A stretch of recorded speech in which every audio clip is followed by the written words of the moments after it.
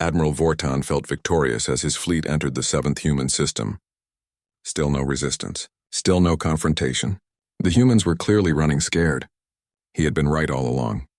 They were primitive cowards hiding behind their silence. "Sir," his sensor officer said nervously, "these readings still do not make sense. The systems show signs of advanced development, but there is nothing here now." "Where did everything go?" "They evacuated," Vortan said impatiently. "They saw us coming and fled. Stop questioning the obvious." But the sensor officer was not satisfied. He increased his scanning range, looking for anything unusual, and then he saw it. Or rather, he saw nothing. Areas of space that his sensors simply could not penetrate. Empty zones that should not exist. "Admiral, I think we should—" That was when the universe changed. All around the Council fleet, space itself seemed to tear open. Thousands of ships appeared from nowhere. They had been there all along, hidden by stealth technology the Council could not detect, but now they dropped their camouflage simultaneously. 17,000 human warships materialized in perfect formation, surrounding the Council fleet completely. Vortan stared at his screens in shock. This was impossible.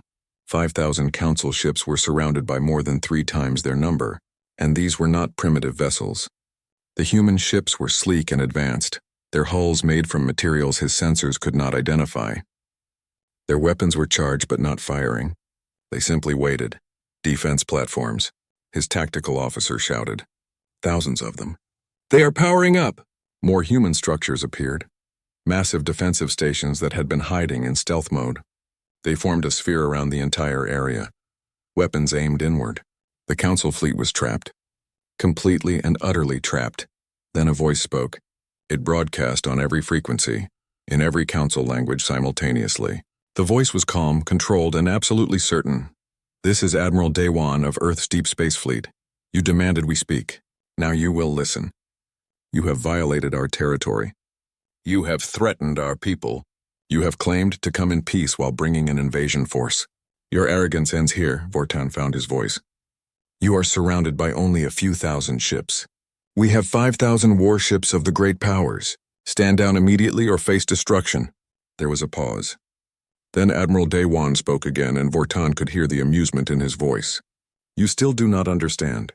Your sensors show only what we want you to see. Count again." Vortan's sensor officer worked frantically. The numbers kept climbing. Not 3,000 human ships. Not 5,000. 17,000.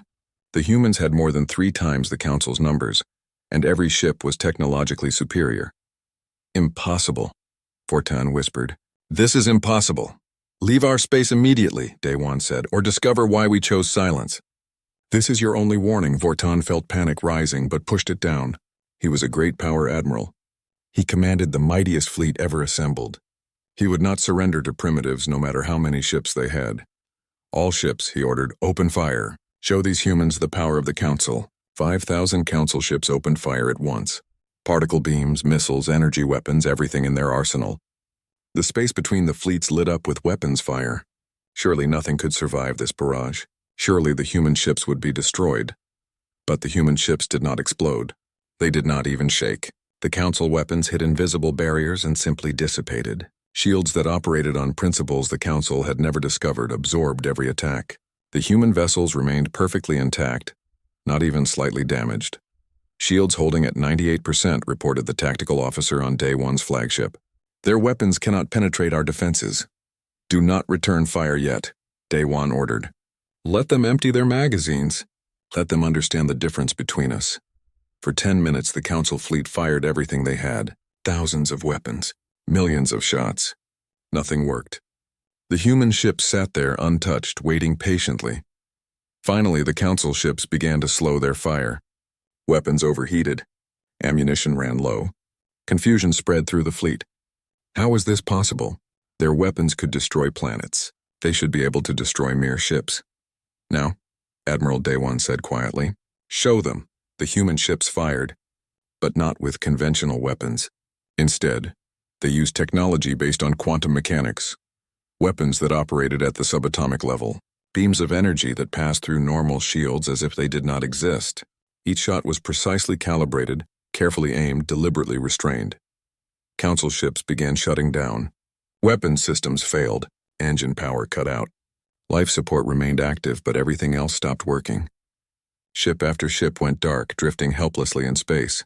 The crews were unharmed, but their vessels were completely disabled. It took less than 5 minutes. 5,000 Council warships, the pride of 5 great powers, reduced to floating metal boxes. Not destroyed. Not damaged beyond repair. Simply turned off like someone flipping a switch. Admiral Vorton sat in his command chair, surrounded by dark screens and silent instruments. His ship drifted without power. He could still breathe, but he could do nothing else. Through the window, he could see human ships moving past, completely in control. Admiral Daewon's face appeared on Vorton's emergency screen, the only system still working. "You came to civilize us," Daewon said. "You came to help us. You came to force us into your council. Let me be very clear about something." The human admiral leaned forward, his eyes hard. "We never feared you. We never needed you. We chose silence because we had nothing to prove. We watched you for 2 centuries. We learned everything about you. Your technology, your tactics, your weaknesses. We could have revealed ourselves at any time. We chose not to because we wanted to develop without your interference." Vorton tried to speak, but no sound came out. His communications were offline too. "You forced this confrontation," Daewon continued. "You demanded we join your empire. You threatened invasion for our own good. But look at your fleet now. Disabled, helpless. We could destroy every ship. We could kill everyone aboard. We have that power. But we choose not to use it." The admiral paused, letting that sink in. "Your ships are intact because we value life, even when you do not respect ours. We will repair your engines just enough for you to return home. You will leave our territory immediately. You will never return. Tell your great powers what happened here. Tell them that humanity will defend itself. Tell them that we want no war. But we will not accept subjugation." Human ships began moving among the disabled council vessels. They attached repair drones that gave each ship just enough power to move at slow speed. Enough to leave human space. Not enough to threaten anything. "This is your only warning," Daewon said. "Next time we will not be so merciful. Next time you will discover that humanity's greatest strength is not our technology. It is our determination to remain free." The message ended. Vorton felt his ship's engines come back online at minimum power. Around him, the rest of the council fleet began moving slowly toward the border. Human ships escorted them, silent guardians ensuring they left. Captain Tae Yang watched from his stealth ship as the council fleet limped away. His sensors tracked every vessel to make sure they actually left. Lieutenant Bora sat beside him, a smile on her face. "We did it," she said. "We actually did it." "We did exactly what we planned," Tae Yang replied. "We showed them the truth without unnecessary killing. Admiral Daewon was right. Mercy is sometimes more powerful than destruction." On Earth, the command center erupted in cheers. 205 years of silence. 205 years of preparation. And in one day, everything had changed. Humanity had defended itself without becoming the aggressors. They had won without excessive violence. They had proved their strength while maintaining their values. Admiral Daewon watched the celebration but did not join it. He knew this was just the beginning. The Council would not accept this defeat easily. The great powers would be humiliated and angry, but they would also be afraid. And fear could lead to wisdom or to more violence. "What happens now?" Minister Jiwoo asked him. Daewon considered the question carefully. "Now we wait. We have shown them we cannot be conquered. The question is whether they will accept that truth or try again. Either way, humanity is no longer silent, and the galaxy will never be the same." Dr. Hae-in joined them, her old eyes bright with satisfaction. "For 2 centuries, I studied them from a distance. I warned that they would underestimate us. And they did. Perfectly. You were right about everything," Jiwoo said. "Your analysis was perfect." "Not everything," Hae-in replied. "I did not predict how well our restraint would work. We could have destroyed them, but we chose not to. That choice will echo across the galaxy. Other species will hear about this. They will wonder why the powerful humans chose mercy, and some of them will realize that maybe, just maybe, there is a better way than the Council's way." She was right. Even as the Council fleet limped back to their territory, the story was spreading. Smaller Council species heard about the battle. They heard that humanity defeated 5,000 ships without killing anyone. 5 years had passed since the Council first talked about invading human space. 5 years of quiet expansion for humanity. 5 years of growing confusion for the Council. Dr. Hayen stood in her laboratory looking at three-dimensional maps of the galaxy. Blue dots marked human settlements. There were 63 of them now, spread across systems the Council thought were empty or useless. Humanity had learned something important during their 2 centuries of observation. The Council only liked comfortable planets. Warm temperatures, breathable atmospheres, easy living conditions. Humans settled everywhere else. Frozen worlds with temperatures cold enough to freeze carbon dioxide. Desert planets where nothing grew naturally. Gas giants where cities floated in the clouds. Rocky moons with no atmosphere at all. The Council had surveyed these places and marked them as worthless. They were wrong. With the right technology, these worlds were perfect. And human technology was right. It was better than right. While the Council used 50,000-year-old knowledge from some ancient civilization, humans invented new things every day. Better reactors, stronger materials, faster computers, smarter artificial intelligence. Everything kept improving. Dr. Hayen, the Council just discovered another one of our colonies, said her assistant, a young researcher named Su Bin. The Draxine survey team found our mining operation in the Kepler 442 system. Hayen smiled. Did our people evacuate in time? Yes, left everything behind except the people. The Draxine are examining our equipment now. They are very confused. Good, Hayen said. Let them be confused. Every piece of technology they find will show them how far behind they are. But they will not understand how it works. We made sure of that. This was part of the plan. Human colonies on the edges of their territory were left with equipment designed to confuse the Council. Tools that worked better than Council technology, but used principles the Council did not understand. Every discovery made the Council more nervous, more paranoid, more uncertain about what humanity could do. Captain Tae Yang's stealth ship was nearby when the Draxine discovered the human mining base. He watched through his sensors as alien scientists examined human drilling equipment. The aliens moved slowly, carefully, afraid the equipment might be dangerous. They were right to be afraid, but not for the reason they thought. The equipment was not a weapon. It was proof. They are taking detailed scans, Lieutenant Bora reported, sending everything back to their research stations. Let them, Tae Yang said. The more they study us, the more questions they will have. Questions they cannot answer. He had been doing this work for 17 years now, watching the Council, following their ships, recording their conversations. In all that time, he had never been detected. Not once. His ship was invisible to their sensors. His communications were unbreakable by their computers. His weapons, if he ever needed to use them, were beyond anything the Council had imagined. But the best part was psychological. The Council knew humans existed. They occasionally found proof of human colonies. Sometimes they even spotted human ships at the edge of their sensor range before those ships vanished. But they never got close, never made contact, never understood. It drove them crazy. On Earth, Admiral Daewon read reports from across human space. 63 colonies, all thriving. 215 hidden military bases already. 17,000 ships in the deep space fleet, all armed with technology the Council could not match. And most importantly, 8 billion humans united in purpose. No fighting among themselves. No political chaos. Just determination. It had not always been this way. 2 centuries ago, Earth had many nations that competed and sometimes fought. But first contact with the Council had changed everything. Humanity realized they were not alone in the universe. They realized other species existed, some more powerful than humans at that time. That knowledge had united Earth in a way nothing else could. One government, one military, one purpose. Survive and grow stronger without losing what made humanity special. Freedom, creativity, independence. Minister Ji Woo entered the command center carrying a data pad. The Council's great powers held another secret meeting, she said. Dr. Hayen decoded their encrypted transmissions. Daewon raised an eyebrow. What did they say? They are afraid, Ji Woo said simply. The Voth still want war, but even they are hesitating now. The Kalari calculated that human technology is at least 50 years ahead of Council standard. The Draxine think it might be 200 years ahead. The Moran want to ignore us completely. The Torvin are suggesting negotiation. Interesting, Daewon said. The Torvin are the smartest of the great powers. They build the best weapons, so they understand military strength. They see the danger. There is more, Ji Woo continued. Smaller Council species are starting to ask questions.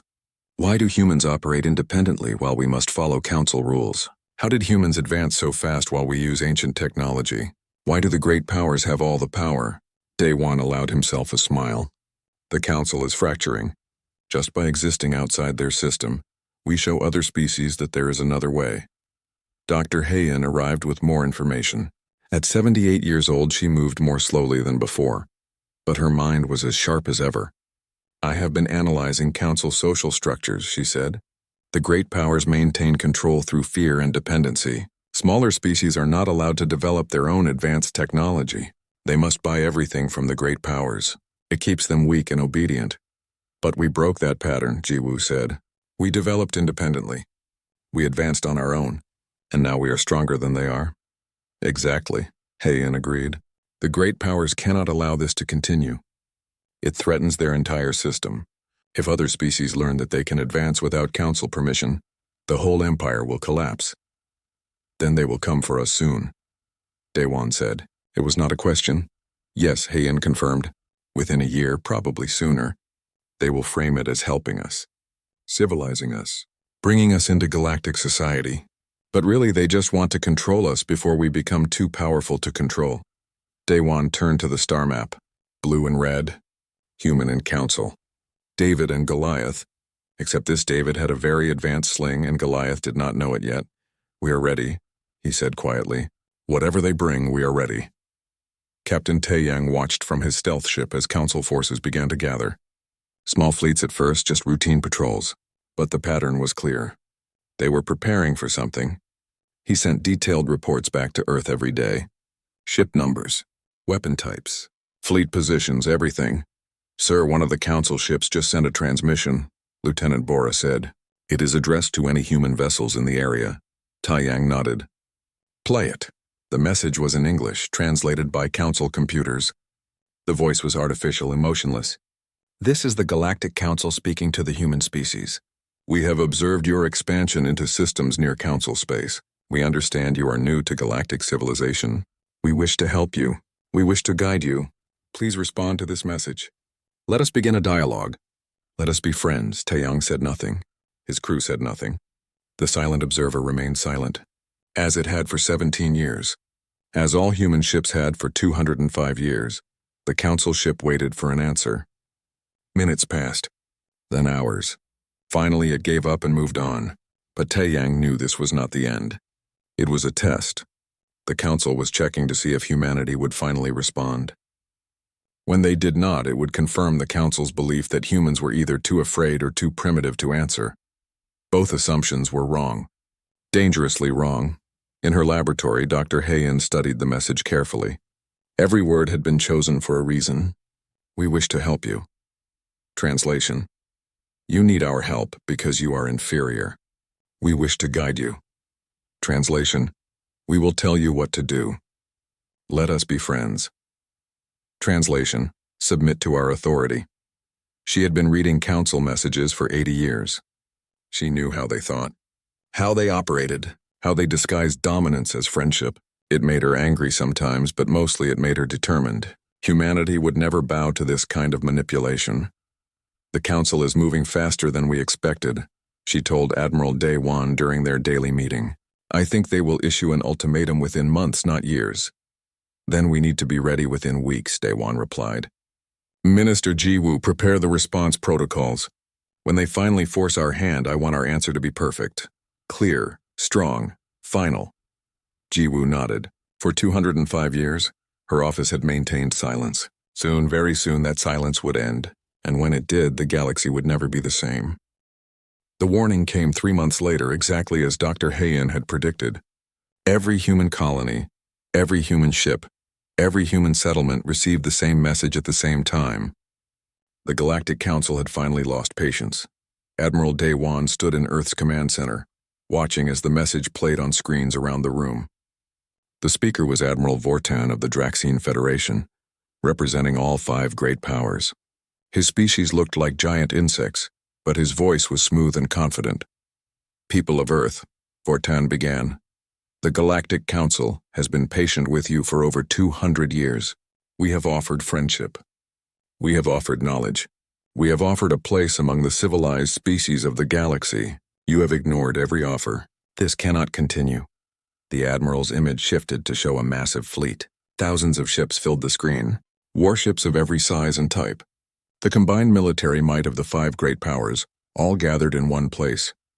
5,000 ships now wait at the edge of your territory. Vortan continued. We do not want war. We want only to help you join galactic civilization. You have 7 days to send representatives to meet with us. If you refuse again, we will be forced to enter your space and make contact directly. We do this for your own good. We do this because we care about your species. Join us willingly, or we will help you join us. There is no third option, the message ended. Silence filled the command center. Every officer looked at Admiral Day 1, waiting for his response. He stood perfectly still, his face showing nothing. Inside, however, he felt something he had not felt in many years. Anger. For our own good, he said quietly. They will invade us for our own good. Minister Jiwoo stood beside him. They truly believe they are being kind. In their minds, they are saving us from our ignorance. Arrogance, Daewon said. They are so certain of their superiority that they cannot imagine we chose silence deliberately. They cannot imagine we might be stronger than them. Dr. Heian entered the command center. I have analyzed their fleet composition, she said. 5,000 ships as they claimed. But look at what those ships are. Outdated designs. Old weapon systems. Technology that has not changed in thousands of years. They think quantity equals strength. They are wrong, Daewon said. Captain Taeyang, status report. Taeyang's face appeared on the main screen. He was on his stealth ship positioned near the Council fleet. Sir, I am 3 kilometers from their flagship. They have no idea I am here. Their sensors sweep past me every few seconds and detect nothing. The entire fleet is overconfident and poorly coordinated. They think this will be an easy operation. Good, Daewon said. Stay close. Record everything. When this begins, I want to know their every move. He turned to Minister Jiwoo. It is time. 205 years of silence ends today. Jiwoo nodded slowly. She had prepared for this moment her entire career. Her office had drafted hundreds of potential first messages over the decades, all of them long and detailed. But she had decided on something different. Something simple. Something that would make the Council understand immediately that they had miscalculated. Send this message to Admiral Vortan, she said. 1 word only, no. The communication officer looked surprised. Just that word, Minister? Nothing else? Just that word, Jiwoo confirmed. Send it now. The message went out instantly, carried by quantum communication. Aboard the Council flagship, Admiral Vortan received it and stared at his screen in disbelief. After 205 years of silence, the humans finally responded. 1 word. 1 simple word that changed everything. No, Vortan's hands trembled with rage. How dare they? How dare these primitive creatures refuse the Council? He called an emergency meeting with the other great power representatives in the fleet. They rejected us, the Voth commander said, all 4 of his arms waving in anger. They actually rejected us. This is an insult beyond measure. Perhaps we should reconsider, said the Torvan admiral carefully. A species that remains silent for 2 centuries and then responds with such confidence. Maybe they have reason for that confidence. Nonsense, Vortan snapped. They are bluffing. They have a few advanced tools, yes, but tools do not make them our equals. We have 5,000 warships. They have, maybe a few hundred. This will be over in days. I agree with Vortan, said the Kalari representative, floating in his liquid sphere. We gave them a chance. They refused. Now we proceed as planned. Enter their space. Find their capital. Make them understand they need us. The vote was quick. 4 in favor of invasion. Only the Torvan voted against. The decision was made. The Council fleet would cross into human space at dawn. Captain Taeyang heard every word of their meeting. His ship's sensors penetrated their security systems easily. He transmitted everything back to Earth. Admiral Daewon listened and felt no surprise. The Council had learned nothing from 2 centuries of observation. They still believed in their own superiority. That arrogance would be their downfall. All ships, Daewon said into the fleet-wide channel. This is Admiral Daewon. The Council has chosen confrontation. They will enter our space within hours. You know your positions. You know your orders. Show no aggression until they cross the border. But once they do, show them what humanity has built. Show them why we chose silence. Show them the price of arrogance. Across human space, 17,000 ships received the order. They had been waiting for this moment. Training for it. Preparing for it. Every captain, every crew member knew their role perfectly. This would not be a war. It would be a demonstration.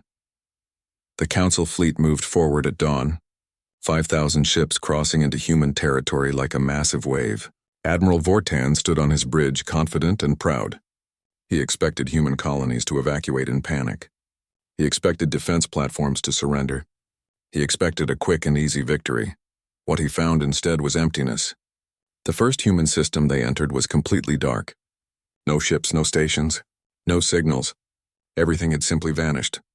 Vortan frowned. This was unexpected but not concerning. The humans were running. Good. It would make everything easier. The Council fleet advanced deeper. More empty systems, more silent colonies. Vortan grew more confident with each light year. They are cowards after all, he announced to his crew. They flee before our might. We will find their capital and this will be over. His sensor officer suddenly looked up, confusion on his face. Sir, I am detecting something strange. The emptiness. It is too perfect. No heat signatures at all. No residual energy. It is like these systems were never occupied. Because the humans are primitive, Vortan said dismissively. They left no trace because they have no real technology. Stop worrying. But the sensor officer kept checking his instruments. Something felt wrong. Very wrong. Captain Tae-yang watched the Council fleet from his invisible position. They had no idea that 17,000 human ships surrounded them. Every Council vessel was being tracked. Every weapon system was being analyzed. Every communication was being intercepted. The humans knew everything about the Council fleet. The Council knew nothing about the humans. Lieutenant Bora, Tae-yang said quietly, send this message to Admiral Daewon. They have crossed the line. They are now deep in our territory. They are vulnerable, and they have no idea what is about to happen. On Earth, Admiral Daewon received the message. He looked at Minister Jiwoo and Dr. Hayin. Both women nodded. This was it. The moment humanity had been preparing for since that first contact 205 years ago. Send the order, Daewon said. Spring the trap. Show them the truth. Show them why Earth stayed silent. The order went out across human space. 17,000 ships received it simultaneously. And in that moment, everything changed. The Council fleet was about to learn a lesson. A hard lesson. A lesson about underestimating the species that chose silence as strategy, not weakness. A lesson about crossing lines that should never be crossed. Admiral Vortan stood on his bridge, still confident, still arrogant. He had no idea that his fleet was already defeated. They just did not know it yet. The observation deck of the stealth ship was completely dark, except for the soft glow of sensor screens. Captain Tae-yang stood with his hands behind his back, watching the massive alien space station through the reinforced window. The station was beautiful in its own way, covered in lights that blinked different colors. Hundreds of alien ships moved around it like insects around a lamp. None of them knew that a human ship floated just 3 kilometers away, watching everything. Tae-yang had been doing this job for 12 years now. He was good at it. His ship, the Silent Observer, had never been detected, not once. The aliens had sensors that could find a ship from millions of kilometers away, but they could not find his ship when it was right next to them. Human technology was different, better. The aliens did not know this yet. Captain, the trade summit is starting, said his first officer, Lieutenant Bora. She was young but smart. Tae-yang had trained her himself. All 5 great powers are sending their best diplomats. Tae-yang nodded slowly. Record everything.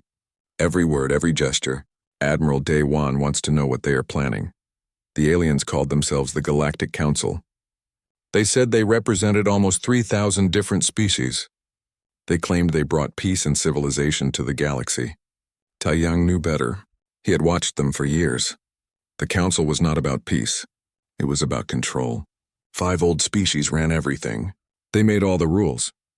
Everyone else had to obey or face punishment. 205 years ago, the council had found Earth. They had sent a huge diplomatic ship with messages of friendship. They had offered humanity membership in their great civilization. They had promised to share technology and knowledge. They had acted like they were doing humans a favor. Earth's leaders at that time had been excited. Contact with aliens, partnership with thousands of species. It seemed like a dream. But then Dr. Hayen, a young scientist back then, had done something smart. She had studied the Council's message carefully. She had analyzed every word, every phrase, and she had found the truth hidden in the friendly language. The Council was not offering partnership. They were offering submission. Join us, the message really said, and follow our rules. Use our technology. Think our way. Become like us. Or stay alone and primitive forever. Earth's leaders had made a brave choice. They had said nothing. No reply, no message. Complete silence. The Council ship had waited for months, then left confused. They had come back several times over the years. Always with the same offer. Always met with the same silence. The Council thought humans were afraid, or maybe too primitive to understand the offer. They were wrong about both things. Humans understood perfectly, and humans had been preparing. Taiyang watched as the alien diplomats entered the station's main chamber. His ship's sensors could see through the walls, advanced technology that the Council did not have. He could see the Voth representative, a tall creature with too many arms. The Voth thought they were the strongest species in the galaxy. They loved war and conquest. Next came the Kalari diplomat, floating in a bubble of liquid. The Kalari controlled most of the galaxy's trade. They cared only about profit. The other three great powers arrived too. The Draxian, who believed they were the smartest. The Miran, who were the oldest species still alive. The Torvan, who built the best weapons. Together, these 5 species ruled the Council. Everyone else just followed orders. They are talking about us, Lieutenant Bora said, reading the translated conversation on her screen. The Voth are calling humans cowards again. Taiyang allowed himself a small smile.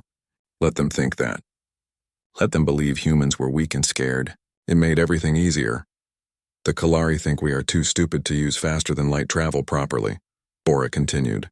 They think we found it by accident. That smile grew a bit wider. Humans had not found faster-than-light travel by accident. They had invented 3 different versions of it. Each one better than what the Council used. But the Council did not know that. They would never know until it was too late. Wait, Bora said, her voice suddenly tense. The Draxian are proposing something new. They want to conduct a humanitarian intervention. They want to invade human space to bring us civilization. Taiyang's smile disappeared. Send that to Admiral Daewon immediately. Priority code. Bora's fingers moved fast across her controls. The message would reach Earth in seconds thanks to quantum communication technology. Another thing the Council did not have. On Earth, deep beneath the surface of Antarctica, Admiral Daewon received the message. He stood in the command center, a massive room filled with screens and controls. Around him, hundreds of officers monitored every corner of human space. They watched 23 human colony worlds. They tracked 67 hidden military bases. They observed thousands of Council ships without being seen. Daewon was 70 years old, but he looked 50. Medical technology had improved greatly in the last 2 centuries. His gray hair was cut short, military style. His dark eyes missed nothing. He had been Admiral of Earth's deep space fleet for 30 years. In all that time, he had never fired a shot in anger, but he was ready to if needed. Minister Jiwoo is here, said his aide, a young man named Kyung-soo. Daewon turned to see the Minister of Galactic Affairs walking toward him. Jiwoo was 45 years old and had one of the hardest jobs on Earth. She was responsible for humanity's relationship with alien species, which meant she was responsible for having no relationship at all. For 205 years, her office had maintained perfect silence. Not one word to the Council, not one response to their messages. Admiral, Jiwoo said. She did not smile. She rarely did. I assume you saw Taeyang's report. The Council wants to invade us, Daewon said. For our own good, they claim. They think they are saving us from ourselves, Jiwoo replied. They cannot imagine that we chose silence deliberately. They think we are just primitive and confused. Dr. Hayen entered the command center. She was 78 now, the oldest person in the room. She had been studying the Council since that first contact 2 centuries ago. She had probably learned more about alien cultures than anyone else in human history, and she had done it all from a distance, watching and analyzing without ever meeting an alien face to face. The Council's proposal will probably pass, Hayen said without greeting. She was too old for pleasantries. The great powers are convinced that humans need their guidance. Most of the smaller species will vote however the great powers tell them to vote. What about the Serini? Jiwoo asked. Ambassador Nalith seems different from the others. Heian nodded. The Serini are peaceful. They hate violence. Nalith will argue against invasion, but nobody will listen to her. The Serini are a small species. They have no power in the council. Day One pulled up a star map on the main screen. It showed human space in blue and council space in red. The red area was huge, covering most of the galaxy. The blue area was much smaller, just 63 star systems. But the blue area had something the red area did not have. It had clear borders. It had coordinated defense. It had unity. If they come, Day One said quietly, they will regret it. Should we finally respond to them? Jiwoo asked. Send a warning? Day One considered this carefully. For 205 years, silence had been humanity's greatest weapon. Mystery, uncertainty. The council did not know what humans could do, so they had to guess, and they were guessing wrong. Not yet, he finally said. Let them come if they dare. Let them cross into our space. And then we will speak, and they will listen. They heard that the silent ones had finally spoken, and they heard that humans offered a different philosophy, strength with mercy, power with restraint. The council chamber had never been so full of anger and fear.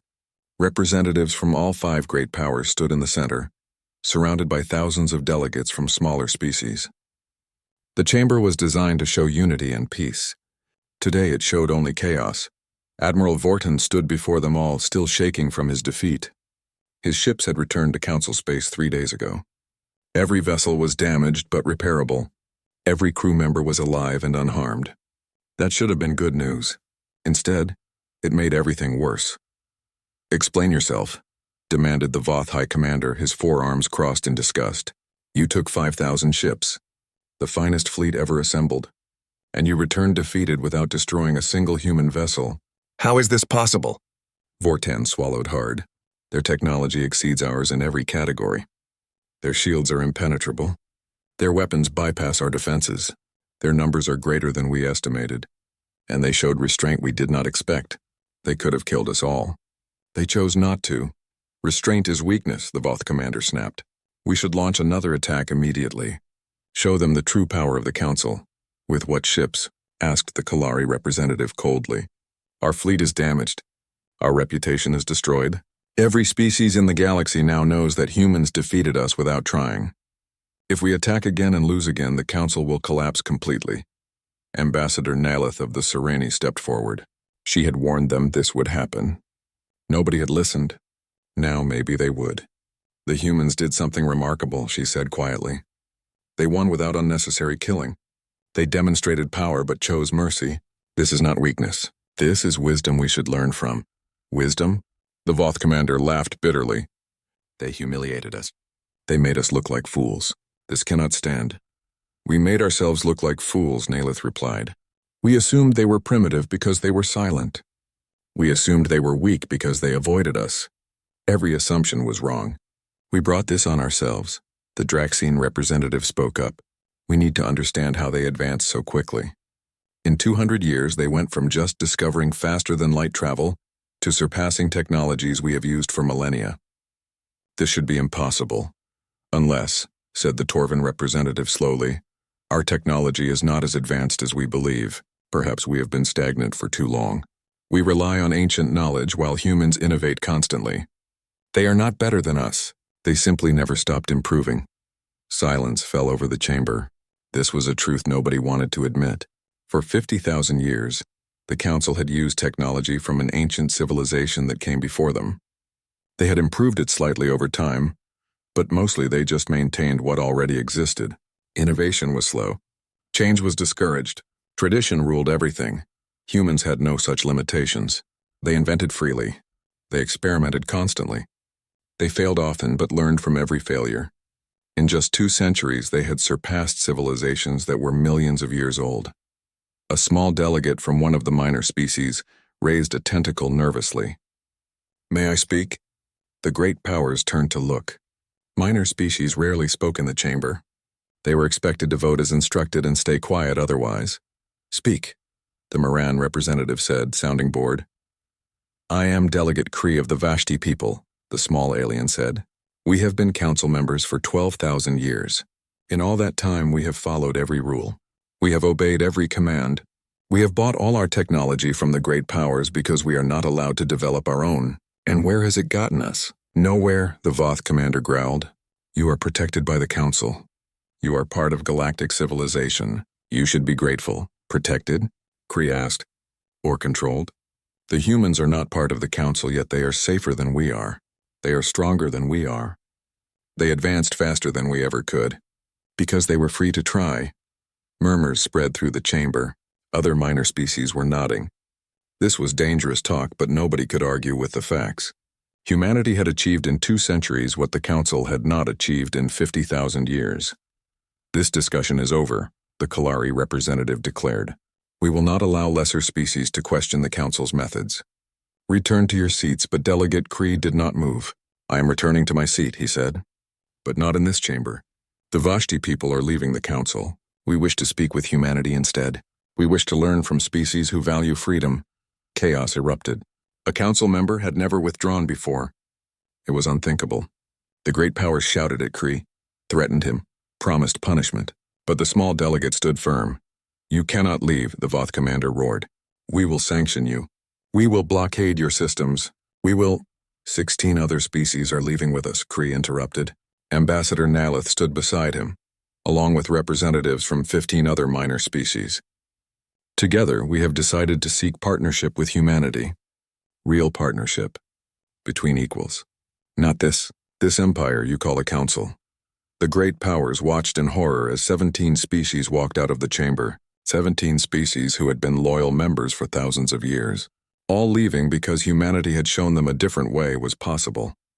On Earth, Admiral Daewon received an unexpected message. It came through normal communication channels, not military frequencies. The sender was Ambassador Nalith of the Sereni. People of Earth, the message began. I am Ambassador Nalith. I represent 17 species who have left the Galactic Council. We watched your demonstration of strength and mercy. We heard your declaration of independence. We wish to speak with you, not as superiors and inferiors, not as rulers and subjects, but as equals, as potential friends. If you will hear us, we will come peacefully and unarmed to discuss cooperation. Admiral Daewon called an emergency meeting with Minister Jiwoo and Dr. Hyen. They had expected the council to respond eventually. They had not expected this. 17 species, Jiwoo said, reading the message again. Almost 600 billion people total. They want to leave the council and join us. Not join us, Daewon corrected. Partner with us. There is a difference.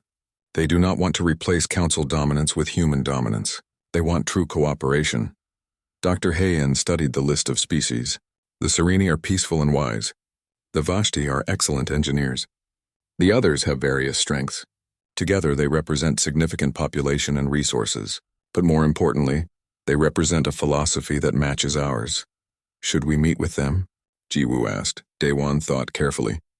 This was a massive decision. Humanity had stayed isolated for 205 years. Meeting with these species would end that isolation completely. It would also paint a target on humanity's back. The council would see this as a direct challenge, but isolation had never been the goal. Independence was the goal. Freedom was the goal. And if other species wanted the same things, why should humanity refuse to help? Send a response, Daewon said. Tell them we will meet, on neutral ground, with proper security, and with open minds. If they truly want partnership between equals, we will explore that possibility together. Minister Jiwoo smiled. She had maintained silence for her entire career. Now she was about to help build something completely new. Not an empire. Not a council. A true alliance of free species working together by choice. Captain Taeyang received new orders. Instead of watching the council from hiding, he was to escort Ambassador Nalith and her colleagues to a neutral meeting point. His stealth ship would protect them from any council interference. This is strange, Lieutenant Bora said. For 17 years we hid from everyone. Now we are helping refugees from the council. They are not refugees, Taeyang corrected. They are pioneers. They are choosing freedom over security. That takes courage. We should respect that. Back in the council chamber, the great powers faced their worst nightmare. Their empire was fracturing. 17 species had left openly. How many more were considering it? How many were questioning the system for the first time? We must make an example of them, the Voth commander insisted. Send the fleet. Force them to return. Show everyone what happens to species who leave the council. With what fleet? The Kalari representative asked again. We just lost 5,000 ships. Our forces are scattered. Our reputation is damaged. And if we attack these species now, the humans will defend them. We already know we cannot defeat the humans. The Torvan representative stood. I propose something radical, he said. What if we learned from this? What if we accepted that our way is not the only way? What if we reform the council to actually be what we claim it is? A union of equals rather than an empire. Never, the Voth commander said. The strong should rule the weak. That is the natural order. And yet the humans are stronger than us, the Torvan replied.